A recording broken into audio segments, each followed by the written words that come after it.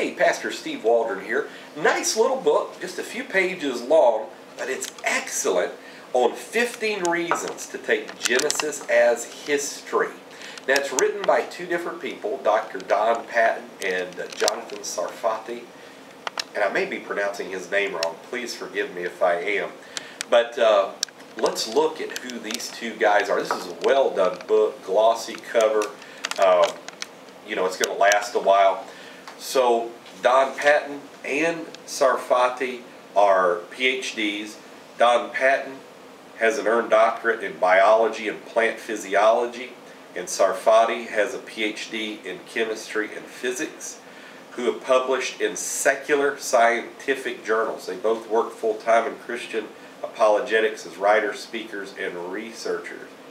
And between them, they've authored or co-authored some of those widely read books in the world on creation and evolution. So here's the 15 reasons. I'm going to go through this really quick.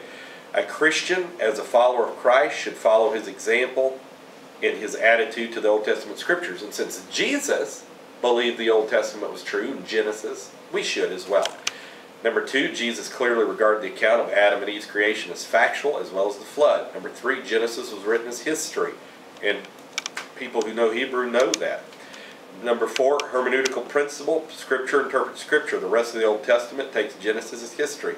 Number 5, hermeneutical principle. Scripture interprets Scripture. The New Testament takes Genesis 1 through 11 as history. Number 6, taking Genesis as history is consistent with other divine fiat acts in history. Number 7, history of Genesis is necessary to explain death and suffering and the reason Jesus came. Number 8, the history of Genesis is foundational to the gospel. Number 9, the history of Genesis is necessary for a cohesive and coherent biblical Christian worldview. Number 10, disbelieving the history of Genesis disconnects the Bible from the real world, transforming the Christian faith into a upper story irrelevance. Number 11, the church fathers accepted the young earth historical time frame and global flood of Genesis. Number 12, the reformers understood it as history. Number 13, historical naturalism, cosmic, geological, and biological, is a tenet of faith for the atheist, which should cause any informed Christian to realize the foolishness of denying the historicity of Genesis to accommodate it. Number 14, abandoning the historicity of Genesis leads to heresy and apostasy every time.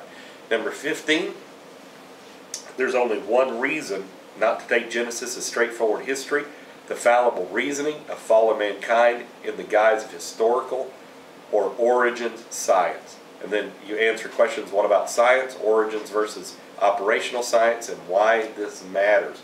CreationBookPublishers.com, great book, highly recommended. God bless you.